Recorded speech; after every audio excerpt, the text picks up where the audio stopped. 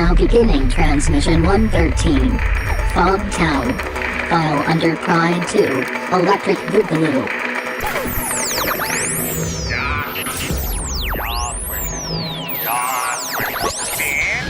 Come on, you fuckers think that just because a guy reads comics he can't start some shit? I'll fucking take all you want! Welcome to this week's episode of the Funny Books and Firewater Podcast. 面白い本と歌手ポッドキャストの今週のエピソードへようこそ。 Ignore her. She drinks. Each week a motley band of comic readers / amateur bartenders attempt to pair cocktails with comic books. 毎週漫画の読者の雑多なバンドはスラッシュアマチュア入札しようと漫画とペアカクテルバーです。 All while trying to not sound like complete morons in the すべ process. ての中にしようとして音ではないような完了プロセスで低能です。 Kind of like a speakeasy kind of thing. It's kind of cool. You can find these idiots on Facebook, Twitter, Instagram, and Tumblr. Facebook、Twitter、Instagram や Tumblr にこれらのバカを検索できます。 No, what? You read too many comic books. We now join Brian, Jeremiah, Adam, and Todd. They're used to curious sights which they attribute to alcoholic delusions. They may be drinkers, Robin, but they're also human beings. I'm too sober for this shit. And that's just what they'll do. One of these days, those boots are going to walk all over you. And hey, welcome to episode 113 of the Funny Books and Firewater podcast. This week, we are continuing on our month of what we are calling Pride 2 Electric Boogaloo. I don't know if we are calling it. I'm calling it that, so that's what What's I'm going to calling be for next year, then? Pride 3, Pride the 3. return. I was going to go with the Return of the Revenge. Or Pride 3 in 3D. Ooh, yeah, Pride 3 Triple in D? 3D. No. No, I agree with that. Pride 3 for you and me. We'll come up with it then. We'll figure it out That's then. a year. That's a year from That's now. future Funny Books problems. That's right. Fuck them. Yeah, fuck those guys. It's your problems in the future.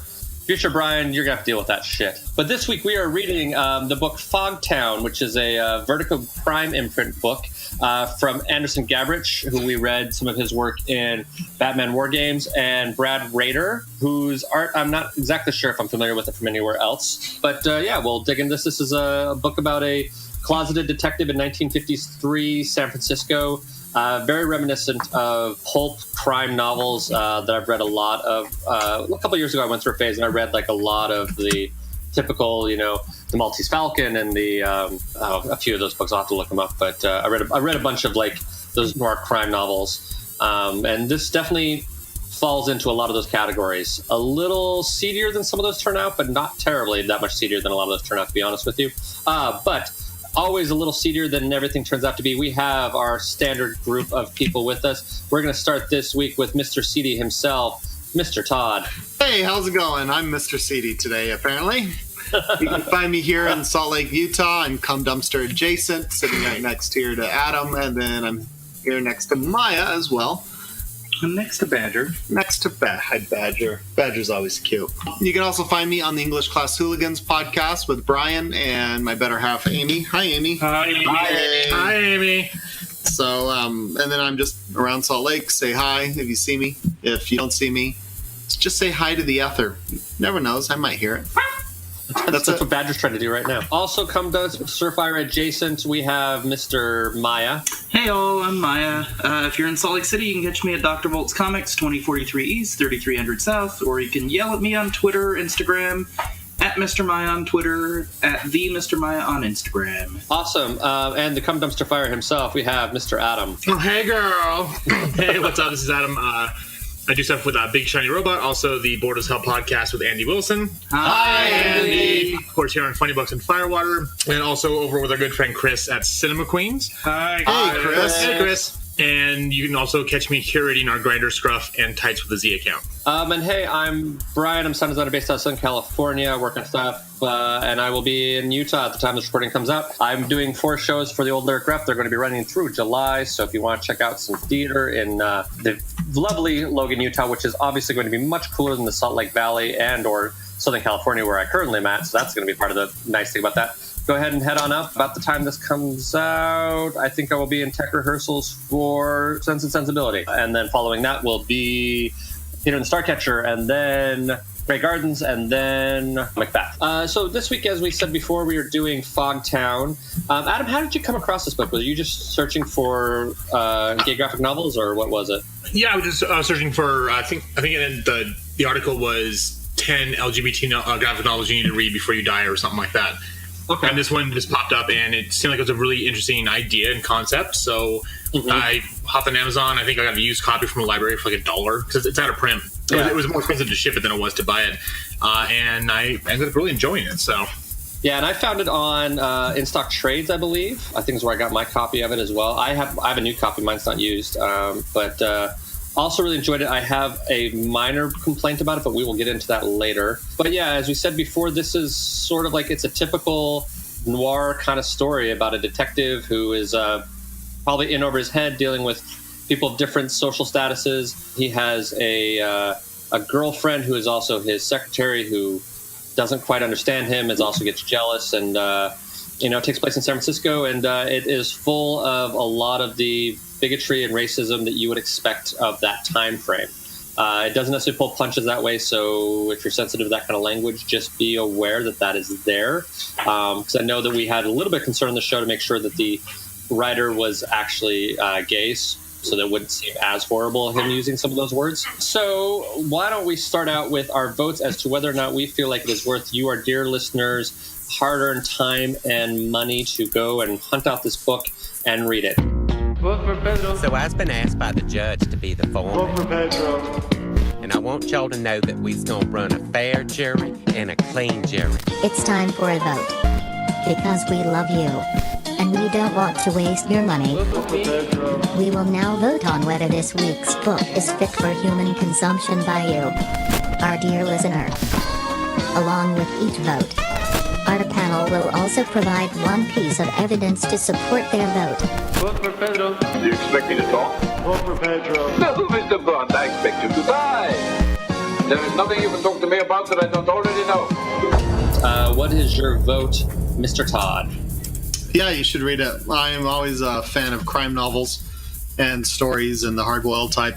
This was one of the few vertical crime books I didn't have. So, yeah. So now you have all of them? I think I do. I have like 7 of them now. Now I'm going to have to look into some of those because there's a few here. In the back I'm looking at. They all look kind of interesting, so I'm going to have to hunt down some more of these. Mr. Maya. Absolutely. I thought this was a very well put together story. We'll get into it here in a bit. Yes. I'm also going to vote yes. My issue with this book has nothing to do with the story, but we will get into it a little bit later. And Mr. Adam, I think I know your answer because you're the one who approved this reading of this book, but what say you, sir? Yeah, definitely. I mean, I'm a huge fan of like any kind of noir type stuff. And this very much feels like a Humphrey Bogart, Maltese Falcon type thing. Yeah. So if you like that kind of stuff, go for it. If you're not a fan, then I would say stay away, but it's a lot of fun. Well, let's jump into drinking games for this book because, with us around here, if we're going to have a book, we're going to have a drinking game. And now for sports. Listen up, sports fans. Prepare yourself and your liver for this week's drinking game. Remember, it's only a game, and a dumb one at that. So don't take it too seriously, and above all else, please drink responsibly. So, Mr. Todd, what is your drinking game rule? My drinking game on that is, I see more blood on the face again. So every time the lead character gets beat up or he's encountering, his face just needs to have a tissue because he's got blood on the face. You should take a drink. Okay, Mr. Adam. So I'm going to go with, it was the 50s, wasn't it? So every time someone says something that's overtly homophobic or racist, take a drink. Well, mine is called The Old Switcheroo, which is every time a character is revealed to be something or someone other than who they say they are, take a drink. And Mr. Maya. Mine's called More Layers Than an Onion. Basically, anytime another layer or another piece of information gets added on to the overall story, you'll know what I mean when you read it. Your rule and my rule are fairly similar, actually. I mean, any forewarnings that we feel we need to give people before they jump into this book? No. It's not in color? It is not in color, that is true. Just like the 50s. That's right. Yeah, sure, the 50s were black and white. No one got color until later. I think, again, one of the things I was checking to see, as far as if the author was a member of the community, This book doesn't, like with my drinking game, doesn't pull punches. It's going to use words that many people could find very offensive because it is trying to be a product of its time. So it's not going to back away from using like the N-word or referring to Asian American people in a derogatory way or using the word faggot or something like that. So if that's something that's you don't enjoy seeing in your entertainment, just beware that's going to be in this book. So like we said before, it is a hard-boiled detective novel. So yes, it's a fun book, but we'll let you get to it. So go ahead and press pause, and you can have your chance to read the book. And we will hang out, and when you press play, we will rejoin you and talk all about this book and spoil the shit out of it. If you're not going to read the book and just want to hear our take on it, we will be spoiling it shortly after this little break. Woohoo! If you have yet to read this week's book and would like to read it now, press pause. Go ahead. We'll wait. Cool. So what we're going to try to do is we're going to start in on this book. We'll try to kind of discuss it as we go through because there's a lot of layers to uncover, and we'll just kind of discuss it as we go through, throw in cocktails when we come across our cocktails, like the themes that we have for them, things like that. So we're going to start out with, we meet our main character, whose name we all seem to have forgotten, to be honest with you. Frank Grissel. Mr. Grissel. Mr. Grissel, that's right. A very hard-boiled detective name, if ever there was one. So Mr. Grissel is wandering through the fog like a typical great noir book. He's narrating as he goes through, and he finds a very young hooker who is pimping out in front of a church of some kind. I believe it's a Catholic church. Has a big cross on top of it, that kind of thing. She tries picking up on him. He basically says, leave me alone, but he gives her his lighter, which, will eventually not turn out well. And then she is found dead, and then he is found drunk in his office by his girlfriend, who is upset that he's gotten into a fight and gotten beaten up. She wants to know why he's going away all the time. A Hispanic woman comes in. She's looking for her daughter. Now, okay, first off, I found this a little weird. For a picture that the mom has of the daughter, that's a pretty scantily clad picture for the 50s. That she's carrying around of her daughter. That is a very Lolita thing going on, isn't it? Yeah, I was like, so that should have been a giveaway. Anyway, she also has a lot of money to take because his girlfriend wants the cash. She ends up pushing him away. This is where one of my issues with this book starts, and it is with the emotional reactions on her face, and it's really weird. It's like she's hugging him one moment and fighting him the next, and it's like it just doesn't. The visuals just are jarring and weird, and it sometimes becomes hard to follow for me. I don't know if anyone else had that issue or not. And sometimes the art doesn't necessarily follow the story as well as I wanted it to, and that's where I started seeing this issue was kind of in that sequence there. So our detective, he goes to the morgue where he has a friend. He finds that the girl who's been killed has a psychiatrist business card. He ends up also, I think he takes his lighter back, or he leaves the lighter, but he takes the business card. He goes back to the church where the girl has been killed. He shows the priest a picture, hits on the priest as well, and then a little altar boy comes out to help wash down the thing, and he accuses the priest of having a relationship with the boy. He also sees a local known thug who is a muscle for a local gangster. He is nearby as well, and he makes note of that. He then goes and sees the psychiatrist. She's sort of doing a semi-Kinsey sort of thing where she's talking to hookers and trying to find out, their backstory, why they do what they do, all that kind of thing. He ends up kind of getting upset with her when she tries to read too much into him, so he leaves, goes and has a beer, and he's attacked in an alleyway by, it looks like it's the same kid who was at the church, right? Yeah. And then, so the kid pulls a knife on him, and then, now, does he have sex with the guy? Is that what's going on here? Someone else want to read in this? I didn't take that out. What page is it on again? It's on page 50 or 31. Because he turns around the kid, he says, you're going to have to pay for this. And he says, how do you want to pay for it? And it's a very sort of seductive. The kid's bent over. The guy's looking over his shoulder. Because there's a couple moments in here where it sort of implies sex, but I'm not quite sure because it doesn't actually. That's what I thought happened. That's what you thought happened too? Okay. Yeah, that was. So I'm not the only one. So he ends up having sex with the young kid. Then he's walking away, and the kid's holding his arm like in a really awkward fashion. Like it was really weird. And so the kid leads him down to a I think one of his bosses or somebody who was covering up for this like shipping thing, and inside of it he finds this guy. He's been drug overdosed, and he has a note that basically says that go to the Black Cat Cafe. So he goes to Black Cat Cafe, which is a hidden gay bar. He kind of picks a fight and gets thrown out, ends up watching to see who runs away, and he starts following a guy, and it ends up being Bohemians. He rescues the girl he's been looking for from these guys who've been hanging out. She's drugged out of her mind. Bohemians, I just saw that like they're nihilists. Yeah. Dude. Oh, sure. It does have kind of a... they're nihilists. Yeah. So anyway, so he takes her back to the girl, and the woman sort of shuffles her off quickly. She goes back. He goes back home to his girlfriend. They end up having sex, and then he sneaks off again and goes back to I think it's the Black Cat, right? Or another gay bar. He kind of picks up on a guy and ends up walking out when they want to have nothing to do with him. He sees the psychologist leaving a flower for the hooker who died in front of the church. He sees a guy as he's walking away, so he follows him up to Coit Tower, it looks like. And then he gets knocked out, and this is the big muscle guy I think they call Bone, very appropriately. And so then Bone ends up fighting him a little bit, and then him and Bone end up having sex, if I'm implying that correctly, because you see Bone undoing his belt, right? Yeah, absolutely. I believe so, yeah. The thing I didn't necessarily catch is I couldn't tell if they had a previous relationship or not. You know what I mean? Like, it was hard to tell. Like, it felt like this was something that had been going on. Like a random meeting. Well, it was a random meeting, or if it was something that had been occurring every so often. You know what I mean? Anyway, that one I never was quite sure of. He shows back up at his office. There's a bunch of detectives there with his girlfriend. They show a picture of the woman who'd come in and hired him. She's dead. He won't tell the cops anything. They beat the shit out of him. His girlfriend is kind of saying she doesn't know where he goes out every night, kind of trying to cover it for him, but they still don't beat the shit out of him. So as he leaves, he gets bailed out by somebody who claims to be his attorney. As he leaves, there's a woman there in a big town car who picks him up and takes him away.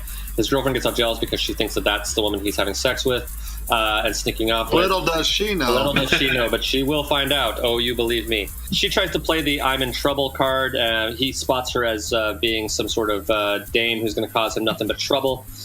She offers him a bunch of money. He ends up leaving. The girlfriend is walking away and gets a ride from the mobby bossy guy who Bone is security for. Eventually, Frank gets out of the car, but he takes the business card of the woman who is like running some sort of mob situation. So he goes back to his office. He gets into a fight with his girlfriend. She's where you've been hiding. Blah blah blah blah blah. Crying.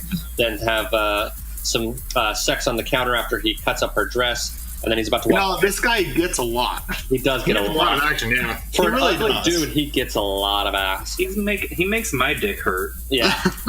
Raw. See last episode for that one. Raw. So then he ends up going up to the mansion of this guy. He's let in, but Bone is there to stop him. But then the mob bossy guy comes in. He's not really like a mob boss. He's sort of like a fancy boy, but he's like a rich guy who's been playing an illegal like option kind of thing. Not dissimilar for other stories of this. Bone kind of fills him up, looking for weapons, and also grabs a big old piece of his dick while doing so. Big old piece. Big old piece. So anyway, he's asking the guy what happened to the girl, blah blah blah. Bone ends up beating him up a little bit, throwing him around, and then he gets the sense that Bone actually sort of lets him throw a punch at him so that he can escape because Bone wants to let him go. And so he actually cuts Bone's face and runs off. So now they both have matching cuts on the same side of the face. He jumps on a cable car. I'm going to take a pause here because it is a book about San Francisco, and my cocktail is the cable car. So we'll slip this in right now. Giggity. Giggity, giggity. Giggity, giggity. So it is half a teaspoon of ground cinnamon, half a cup of sugar, 1 lemon wedge, 1.5 ounces of Captain Morgan spiced rum, 3/4 of an ounce of Marie Bizarre orange Caracal, half an ounce of simple syrup, and then 1 ounce of lemon juice. You stir the cinnamon, the sugar in a wide mouth bowl or a saucer. Rub the rim of a chilled glass with a lemon wedge and dip the cinnamon sugar into to make a coat. Basically, you rim the glass. Giggity. You set that aside. You add the remaining ingredients into a shaker, shake the shit out of it, and then strain. Oh, you add it with ice. I don't know if I mentioned that. And then you strain it into your prepared glass, and you garnish with an extra orange spiral. Kind of a classic cocktail, but because it's San Francisco, and he has now just jumped onto a cable car to escape, felt like a good opportunity to throw that in. Sounds good. While I'm paused, anybody else have anything they want to throw in so far? I can go with my drink too. My drink is just called the Gumshoe. Okay. It's really, really simple. It's just 1.5 ounce of scotch, 1.5 ounce of Drambuie, twist of lemon. You just pour that into a highball glass over ice, stir, and then garnish with a lemon rind. That is a very like I'm too old for this shit. I've seen it all kind of cocktail. I like it. That's awesome. So we have our detective. He's now cleaning himself up, and he heads back to the Black Cat, or he walks past the Black Cat. Doesn't seem to go in. He sees the shrink trying to get another hooker to go with her. The priest comes out and tries to scare off the psychiatrist. And as he's pulling away, the hooker's hair falls off, and it looks like a girl with short hair, but I think you come to realize later that it's actually a guy. Am I correct on that? Because we later find out who that kid is. If we know who the kid is, it is a dude, right? Yeah, it is a dude. Yeah. So anyway, but we haven't found that out yet. But anyway, he has short hair underneath, but you think it's going to be a guy. So then the detective, he follows the psychiatrist home. She starts talking to him, asking about his childhood. She asks if his girlfriend knows about his habits. They cut to the girlfriend. She's at home drinking. And as he talks more to the psychiatrist, he finds out that she is, he calls her a quack. While the psychiatrist revealing that she is actually the detective's daughter. Dun, dun, dun. At the same time, his girlfriend finds all of his gay magazines of hot men, muscular men, in his drawer. So two big revelations have happened right at the same time. It's a rough day. It is a rough day for him. So the mob bossy guy comes over. He ends up offering to help the girlfriend out. The detective ends up having to smack the gun away from his daughter. He runs away and hides. He ends up going to the woman who picked him up in the car. He ends up going to her shipping location. She shows up, kind of trying to seduce him. The mob boss guy is trying to seduce his girlfriend, get more information about him. He is about to get some with the Asian girl. She goes in for a kiss. He says, "I don't kiss," and then he pushes her head down in a very, very classy way for him to get a blowjob. Because women love it when you do that kind of shit. Oh, do they? So anyway, then the girlfriend, she ends up opening up a door and is shocked to find someone, but we don't see who it is yet. First, we see that Frank gets drugged while he's getting a blowjob, and then so the blonde girl is found by the girlfriend. She's been chained up, and the priest walks in with a gun. So there is a little battle there. Frank wakes up after being drugged and has been set up, and there are two dead women, one of them being the girlfriend, one of them being the other girl, who are dead in his office. The police burst in. He makes a run for it. It happens to be a victory day for, I'm guessing this has got to be Korean War then? Yeah. If it's 53? Yeah. Yeah. So he's been, I think, shot, so he's bleeding out, but he's going through the crowd trying to find his way out. He ends up back at his daughter / the psychiatrist's office. He's looking for a little bit of help, but she doesn't want to, but ends up deciding that she's going to. He goes to, it looks like the morgue, and the morgue doctor helps clean him up. He does a little more investigation and happens to mention that he found a key that the girl had swallowed, probably to try to get rid of, or no, she'd not swallowed, she'd hidden it in her vagina to try to get out of the handcuffs. And so he has this extra key that the morgue guy forgot to mention. They end up taking a gun, and they find a hotel where the key fits. And so they have all the books that have all the secret information as to what everyone's been looking for this entire time. They find a lot of this shipping information. They end up going and trying to make a deal. They go to the docks, and they go try to make a deal with the guy, the mob bossy guy.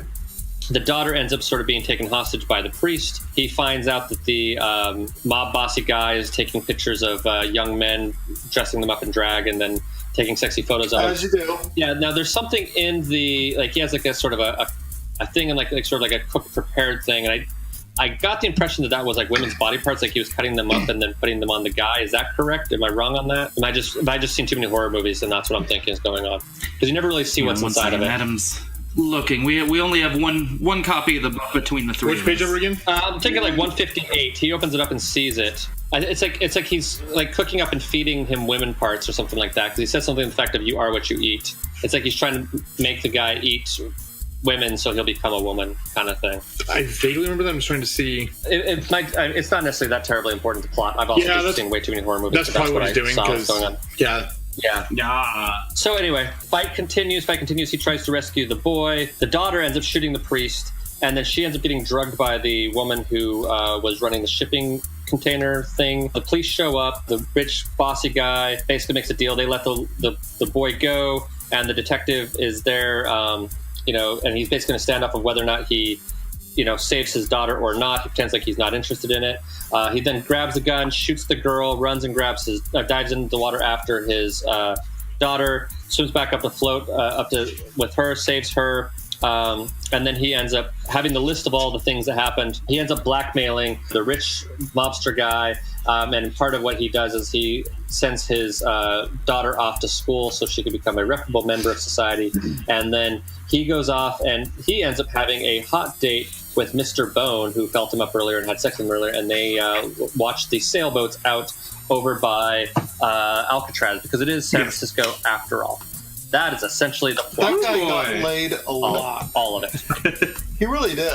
Well, he did, dude. Well, speaking of on the end there, because they talk about watching the fog lifting up, that leads into my drink, which is called the Fog Cutter. It's 2 ounces of freshly squeezed orange juice, 1 ounce of freshly squeezed lemon juice, half an ounce of orgeat. Is that how you pronounce it? Orgeat. Yep. 1.5 ounces of white rum, half an ounce of gin, half an ounce of brandy, half an ounce of sherry. Add everything except the sherry to a cocktail shaker and fill it with ice. Shake the shit out of it and strain into an ice-filled highball glass. Carefully pour the sherry on top of it and garnish with a sprig of mint. A sprig of mint. Just a sprig. Just a wee sprig of mint. Cool. Well, so we've kind of gotten through it. What are people's thoughts? Where would they like to start? The 50s sure were a different time. Yeah. Okay, so I will say this book included, even when I was reading those detective novels from the actual 50s, the thing I always found striking, because I think from maybe other people feel the same way, a lot of my view of the 50s comes from either sitcoms on TV, like I Dream of, well, not even I Dream of Jeannie, but like Lucy or Donna Reed show, Dick Van Dyke, or Dick Van Dyke, Lassie, stuff like that, watched on Nick at Night as a kid, or Back to the Future. So I always kind of viewed the 50s as sort of like this, sort of pure, happy sort of thing, the ideal they tried to put forward. But then you read detective novels from the time, and then this book as well, and you realize how sordid things could actually be. Because some of those Dashiell Hammett books and whatever are pretty racy and sexy and have some, having homosexuality was not a shocking thing in some of these books. It definitely showed up. There was I think it's in Maltese Falcon, there was a very openly gay character in that book. One of the main characters, and he's not even necessarily the villain, he's just a main source of information, is very openly gay in the book and things like that. So I think I'm thinking of the right book. I read a lot of them all together, and so I'm becoming a little foggy on the plots of all of them, to be honest with you. Foggy, because it's San Francisco, you see. But actually, Dashiell Hammett's books take place in Los Angeles, but totally different issue. But yeah, so that is one of those jarring things from a modern perspective that you're like, oh wait, I thought this was all Donna Reed and Lassie and happiness, and oh shit, they were kind of fucked up. They had a few issues, that's for sure. Yeah. Anyway, I was kind of getting curious about people's thoughts that way. With the time period and everything else, we brought up Maltese Falcon a number of times. This the protagonist is gay.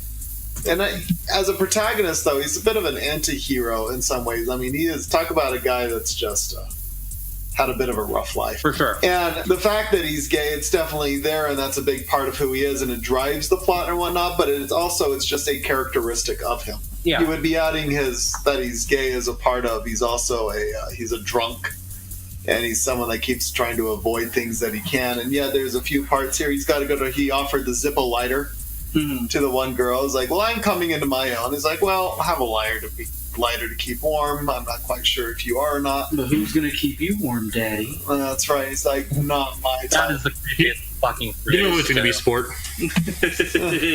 That's right. Inside baseball. So it's it really fits in. It seems like the writers were like, this Vertigo crime imprint was the idea, is this hard-boiled black and white drawing thing. All of them are something along similar lines, but different. I hate that phrase, but there it goes. And as it's going through, I imagine the writer goes like, ooh, I've never written this kind of thing before. I love them so much. Let's do it. And I can see the joy the writer had in making this, because I really dug it. Well, I think your point about his homosexuality just being another characteristic of all the different parts of him, I think you're right. I think part of the reason why we just bring it up is because we are reading this book as part of our Pride Month. Mm-hmm. That becomes, key point that we want to point out because, it's involved with our theme for the month. But I think you're right. Other than that, like, he's an abandoning father from a failed relationship. He's not necessarily great to the woman he's in a relationship as well. His employee to boss relationships are a little fucked up. He has definitely some violent tendencies. He jumps into things a little bit too head first. But like he is sort of a classic, flawed detective. You know what I mean? He has a darker past that, you're not quite sure what's all going on there. Yeah. So well, and they did it a smart way too. Like it was obviously like Todd said, it was a big part of who he was. Mm-hmm. But it didn't have to be his defining characteristic, which I think for most people, I know most people, that's just part of who make them up, and it's not their defining characteristic. That being said, it's a very important characteristic. Sure. And if you follow me on Facebook or Twitter, I'm a very loudmouth bitch about that. You? Yeah, no, right? Never.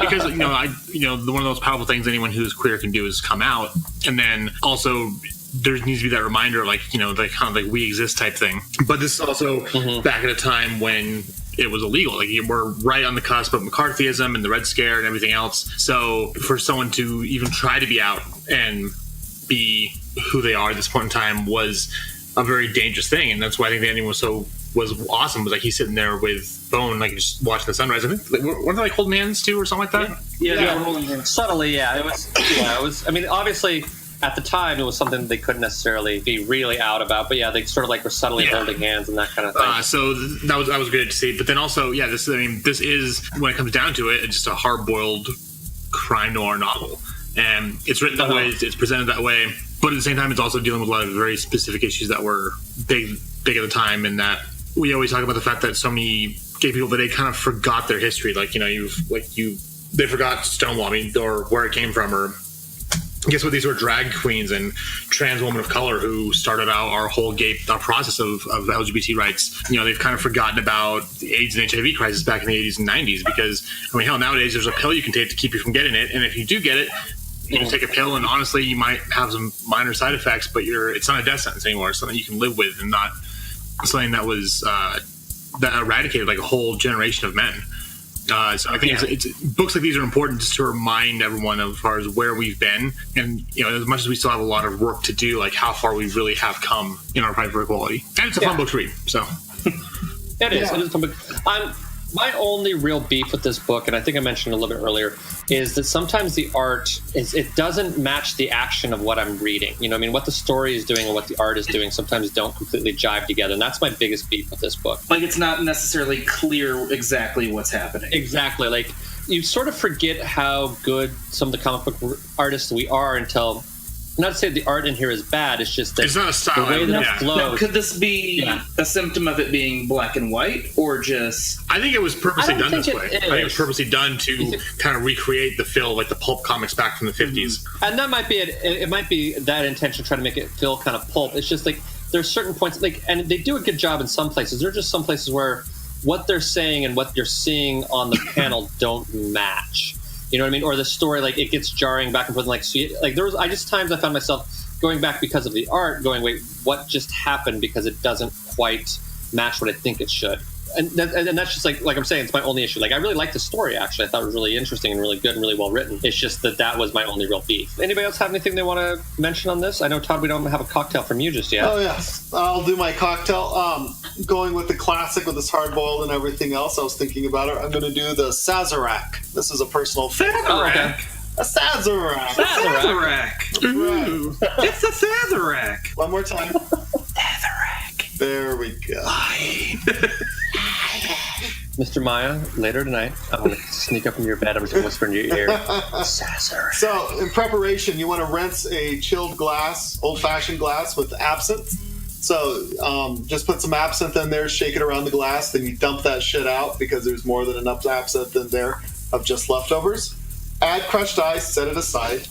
You want to stir the remaining ingredients of a sugar cube and 1.5 ounces of a rye whiskey, and put that in together. Then you dump it into the glass, and you add a lemon peel for garnish.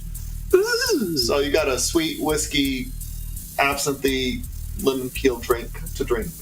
And it's nice and Don Draper-esque. Yeah. I like the Sazerac, actually. When they're made really well, they're really good. Sazerac! I had, there's a Bar X in Salt Lake City had like a series of different flavored Sazeracs. Mr. Maya. Sazerac!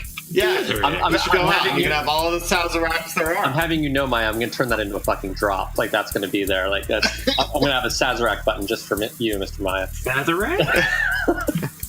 It's your I am Groot. Sazerac. Right there. Oh, God.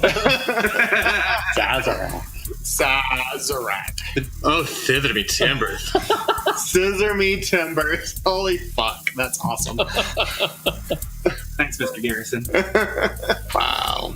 So, with Fogtown, it is a member of the Vertigo crime books. Yeah. And these were all a bit, format, they're all a little bit smaller. What's that format size called? I know, but it's about the same size as like a It's just a smaller format. Yeah. Yeah, it's a little bit larger than paperback. It's almost but not digest size, but I wouldn't call it digest size. But they're all of this size. They're all hardback. Oh, mine's paperback. Yours is paperback? Yeah, Oh. yeah, mine's hardcover as well. Well, Adam's is hardcover. So most of them, they came out as hardcovers as they were coming through. And it's just kind of their own thing as the... it's a own mini imprint within Vertigo.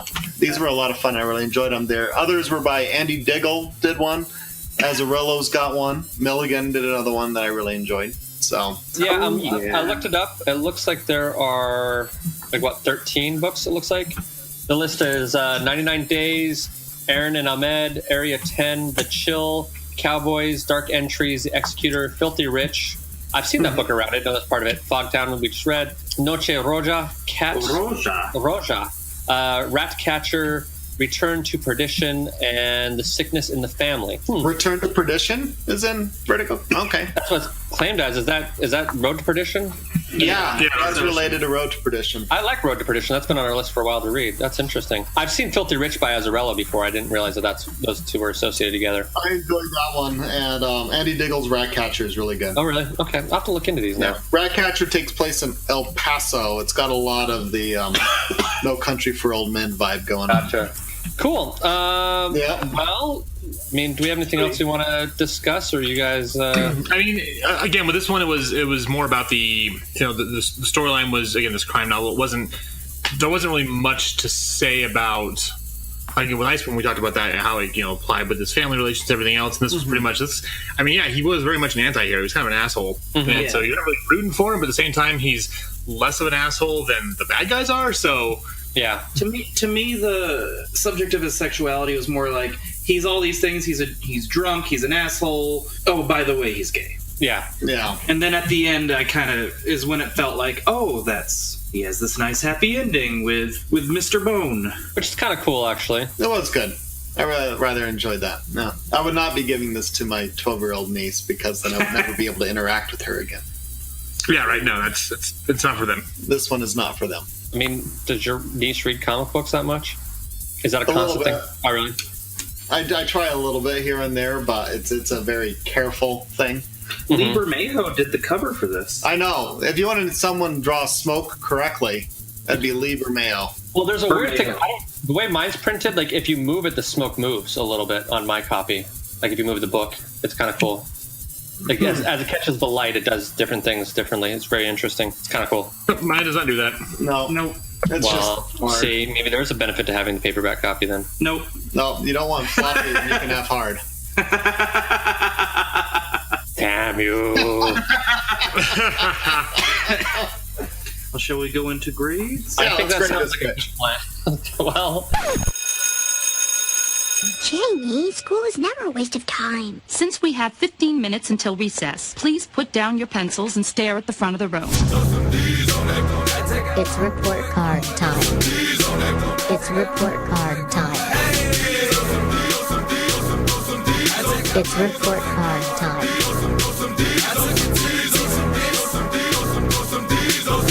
I'm so fucking fun. God, please, no! No! No! No! Okay. Mr. Plasty, what is your grade for Anderson Gabbridge, the writing? Mr. Todd. That was for Todd. Mr. Todd? Yeah, I was calling him Mr. Plasty because he said, let's grade this bitch. Right. No, that was me. Oh, was it you? No. Well, anyway, Todd, what's your grade? It's a B+. I mean, it's it goes ahead, he's writing, he fills in all the tropes of a hard-boiled detective, private dick thing going on. So every box is checked. I rather enjoyed it. It was It's peeling like an onion, and yet it was still quite straightforward. At the end of the day, it wraps up quite nicely. I didn't see anything wrong with his writing, so it's a B+. Yeah. I'm going to go with an A, actually. I really like the story, and I like a lot of the things that Todd said. Like it definitely feels like a lot of those old, great crime novels that if you've read, they're really fun, or if you've seen like old mystery movies or whatever that they're all based off of. You know, it's very similar to that. Kind of also similar to like in more recent times. I mean, there's been LA Confidential and things like that. It definitely has that sort of vibe to it. Mr. Maya. I'm at a B+ too. I was at a B before, but the more I think about it, the more I really enjoyed this. Mm-hmm. And I'm a big fan of like crime noir books. Like everything that Sean Phillips and Ed Brubaker does is right up my alley. So the more I think about it, the more I really enjoyed this book. And Mr. Adam. I'm Mr. Maya. I'm going to go with an A as well. I mean, it's very well written. I love the story. It's I'm also, again, a big fan of these type of novels or in movies in general. And the fact he threw in kind of how certain aspects of life would have had to been kept under wrap, being homosexual back in the 50s. Again, just it's a reminder of our history, and we need to make sure we're being aware of that. So for the art, for Brad Rader, what is your grade, Mr. Adam? I'm going to go with the B. I mean, again, the art's not my favorite part of it. I think it really was drawn in the pulp comic style of back in the day. So like you said, there were some times where it was kind of hard to follow exactly what was happening.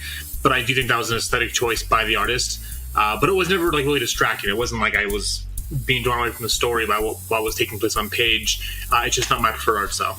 Like you didn't just like it didn't derail your experience where you're like focus on one pen. You're like, what the fuck's going on? Like, exactly. Yeah. No. It was not my preferred art style. So I'm gonna go with a B- because it actually did distract me a little bit. Like I like the art in general. When it worked, it was great. There was just moments where I was like looking back, going like, wait, that doesn't quite make sense, and had to figure some things out or try to figure out what he meant by some of the drawings that he had done. But when it was good, it worked really, really well. Mr. Todd. No, I'm going to give this a B as well. It was pulpy of the time. They were I say at the time, it is pulpy. Not hard. Not Thank goodness. Pulpy. It fit the story quite well. And I really enjoyed that. It wasn't perfect by any means, but it really sung with the content. Cool. And Mr. Maya. I'm also at a B. I mean, I can't really say anything that you three haven't already said. I like this guy's facial expressions a lot. Like on the close-ups, it's just one thing that stood out to me. But yeah, no, I'm at around a B. And then for overall grades for the entire book, what say you, Mr. Maya? I'm gonna stick with a B. Enjoyable to read. I really liked it. I'm glad Adam found this book because I wouldn't have otherwise read it. It would have been on my radar, so I'm really glad he found it and glad that I read it. So B. I'm going to go with an A-. I really liked it. This book, not only have I really enjoyed it, but has now made me go, I need to pick up more in the Vertigo crime series because that looks like some interesting stuff. So I didn't know this little line existed, and now I'm really interested to see what else is in there. So excited for that. Mr. Todd, what is your overall grade? I'm going to give it an A-. I love this Vertigo crime shit.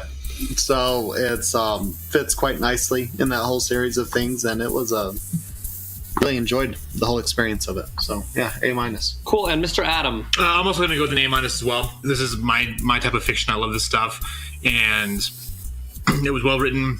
The art style was a little bit unique, and even though it wasn't what I preferred, it was still interesting and wasn't for me too distracting.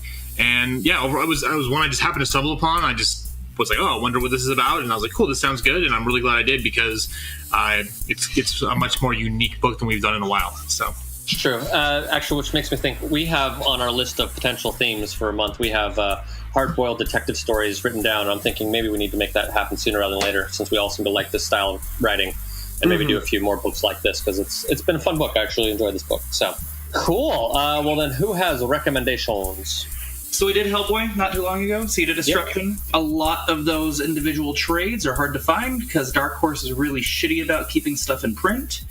But they just started releasing, as we record this, it came out last week, but as you hear this, Volume 2 is almost out. They started releasing Hellboy omnibuses. They're little paperback omnibuses. They're $25, and they're going to do 4 of them. And that'll be all of the main Hellboy series. Now they do that after I bought like the first 7 individuals and hunted them down. But yeah, not not like it's not compendium size. No. It's a regular. It's trade paperback size. It's just a thick book, kind of thin paper, but it is on the glossy, as Todd likes. And they are not printing them in order of publication. They are printing them chronologically as they took place within the Hellboy universe.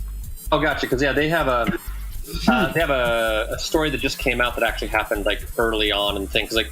Yeah, those stories aren't necessarily published in order, which is kind of interesting. It's I'm excited to get the other 3, but as this episode comes out, Volume 2 comes out on June 20th, and then it's one in July, and then the last one in September. And then I would assume they're going to be doing the BPRD stuff and the other Hellboy universe stuff in the same format, which I look forward to. Yeah, there's I have a list. There's actually a Magnolia Universe like list that you can read through all those different stories that he's written and kind of have like a nice little trade reading order. And I'm in that. I've been trying to read through that as well. So I have a big BRPD collection that I need to read through before I can continue on. But also, as this episode comes out, it will have ended. But keep an eye out. There was on Kickstarter a Kickstarter for the Hellboy miniatures game that looks really cool. That should be coming out sometime within the next year. So if you like Hellboy and you like miniatures, check it out. Sweet. Mr. Todd, do you have anything? Back to this vertical crime again. I would probably suggest reading Ratcatcher, Andy Diggle's story. It takes place in El Paso. It's got that good old No Country for Old Men feel, and it starts out that this cop is being tasked to hunt down a mole in the department. And he happens to be that mole. Dun, dun, dun. Yep. Mr. Adam, what's your recommendation while I try to think of something? This week I don't have anything, so I will pass. Well, thanks for throwing me under the bus, you bastard. Well, you can do the other Jason Aaron awesome thing of Scout. Scout is incredible, actually. I was pitching that to a friend of mine. He's a writer. He's currently writing on Daredevil Season 3 for Netflix. And I was telling him, I'm like, what you need to do is you need to get... I was basically giving him a list of comic books that he either needs to get on the TV show when they make a TV show of it, or start writing the adaptation himself so that he can show run them. And one of the ones I recommended was Scalps. For those of you who haven't read it, the way I describe it to people is like The Sopranos on an Indian reservation, is the best way I've described it. That's great. If Sopranos and Breaking Bad had a baby on an Indian reservation. Well, and so what I described Southern Bastards as is I described it as Breaking Bad and Friday Night Lights. Is how I described that. Yeah, so, there's a little bit of Breaking Bad in everything. A little bit. There is a little bit of Breaking Bad in everything. But so yeah, so Scalped it follows a guy who's returning to the reservation he grew up on. South Dakota, I think. I believe it is in South Dakota.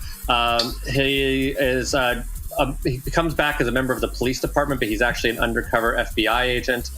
You also get the impression that he had some sort of drug problems and was partially blackmailed into taking these undercover assignments. So he's sort of he's not necessarily like a completely clean Boy Scout, but he's trying to, he's balancing this life between being true to his reservation and his people, but also trying to get the chief, who is very corrupt and is taking all the money from the casino and not spreading the money back through the tribe and things like that. But it goes on. I have, I think, all 10 trades. I love that series so much. And I didn't realize how much I loved that series until I read Southern Bastards, also by Jason Aaron. And I was like, oh, that's right. This is what I've been missing.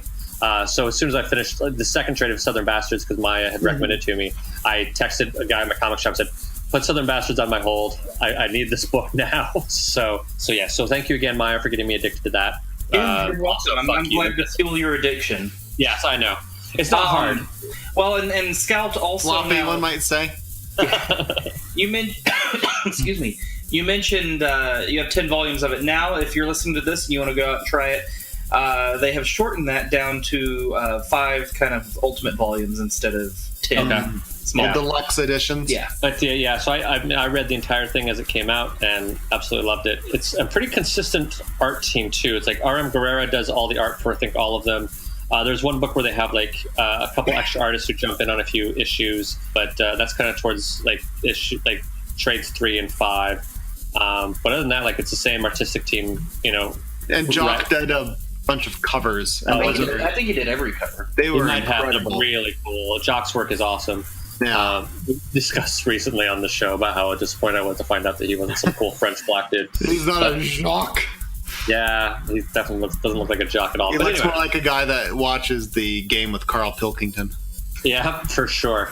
But yeah, so I think that's, for a crime story and something like that, like if you haven't read Scalped, I think it's amazing.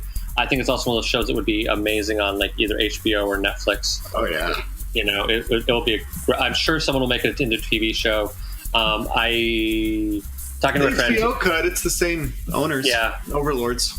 My friend is trying to get onto the Why the Last Man. I guess they're building the writing room for that right now for the TV series of that. So that could be also. I think that'll be cool, depending if it's in the right hands or not. So I apologize to my earlier. I went back and tried to rewatch some of Smallville because I've been fascinated. Okay, so here's the thing. It's not great art, but it's not horrible either. It's not necessarily something bad to put on the background and kind of just catch the plot every so often. It's you should watch it really carefully to see if you can notice when that switch in Allison Mack. Oh my god, I still feel so bad about that. Like I'm just like oh my god. Yeah, like oh man, like because I've been following that story too. It's so fucked up. It's so weird. It really is. I'm so bummed, man. I had such like a little celebrity crush on her. I'm like, she should have just come to live with me in Utah, and everything would have been okay. A different kind of cult. With Smallville, though, it was a CW show. It was even pre-CW. It was WB. It was WB, but it really was quite the precursor to the Arrowverse and all of these other shows today. So there was parts of it that are notable, but there are some decent things in it. The effects don't hold up. Sure. Like I was watching it. It's like I was trying to get Jess to watch it, and then I was watching it, and I was like, she would lose her mind over the effects. Like they are very dated already. Like there's like a shot within the first 10 seconds of like asteroids. It just looks awful. At the time, I'm sure it was great, but like now it's just like, oh my god. At the time, it was awful. Was it awful? Okay. One thing I really like that kind of came out of that, but not directly, is the guy that ended up being Oliver Queen in Green Arrow on the show. He was on a failed pilot before. Of Aquaman? Of Aquaman. And that pilot, I really enjoyed. Oh, really? Ving Rhames was on it. Oh, wow. Yeah. Oh, wow. Really? If you can track it down, check out that pilot. I'm still curious as to why they haven't been able to make a successful Wonder Woman TV series, but whatever. It's a different animal. It is a different animal. Anyway, cool. Well, thank you so much for joining us. Next week, we are going to be continuing on our Pride Month, and we're going to be reading America, Volume 1, which is about America Chavez. A newer character that I'm not completely familiar with, but we're going to all learn together. Maya, do you have anything to add on that? I know nothing about her other than that she is Marvel's first Latina lesbian superhero. Okay. I've read comics with her in it. She was in Jamie McKelvey's Young Avengers. I don't remember much of that book, so we'll say this is pretty much going in blind for me. All right. I'm going in blind as well, but I'm excited about it. For some reason, when I bought it on Amazon, it was recommended that it was like, oh, you also might like the Kate Bishop Hawkeye. And I'm like, I love Hawkeye. I will totally pick that up. So I bought that book as well at the same time. So I don't know if they're interconnected or not, but I have them both. And then that'll do it for next week. And until then, so long and thanks for all the fishes. Bye. Bye. Check out that one. So that happened. Thank you for joining us for this week's episode. This band of knuckleheads will be back next week with a new episode. Until then, you can find them on Facebook, Instagram, and Tumblr as Funny Books and Firewater, and on Twitter as @FirewaterCast. Go to funnybooksandfirewater.com for the most up-to-date information, as well as cocktail recipes from this and past episodes. Thank you for joining us. And until next week, support your local comic shop, tip your bartender well, and stay hydrated.